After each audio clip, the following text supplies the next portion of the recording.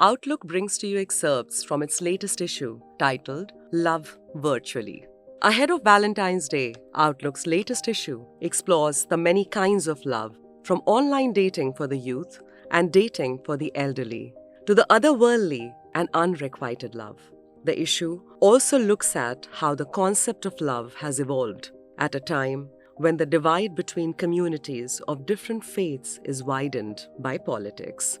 Living Will by Chinky Sinha, editor, Outlook.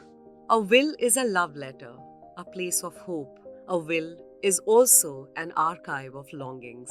Someone I loved once gave me a box full of darkness. It took me years to understand that this too was a gift.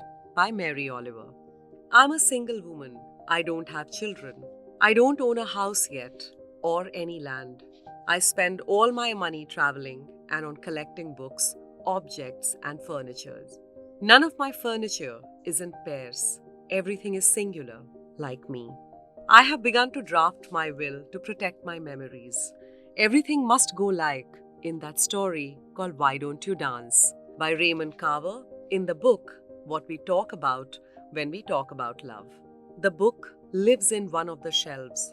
In that story, an alcoholic man stands in his kitchen looking at his bedroom suite in his front yard. He has put everything on sale after his estrangement from his wife. In that story, the man says, everything must go. In my case, everything includes kidneys, eyes, the Milagro cross that I got from a monastery in Big Sur in California, where I spent days looking out at the ocean in silence in the company of 13 Benedictine monks, the dream catcher, etc.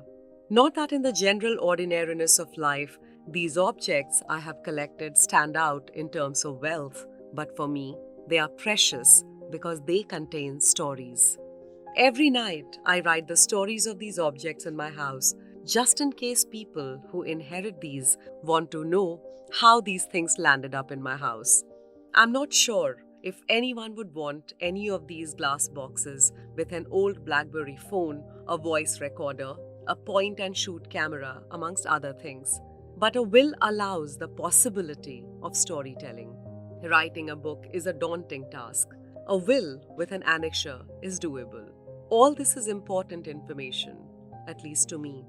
As Mark Z. Danielewski writes in House of Leaves, what can I say? I'm a sucker for abandoned stuff, misplaced stuff, forgotten stuff, any old stuff, which despite the light of progress and all that, still vanishes every day like shadows at noon, going unheralded, passing unmourned.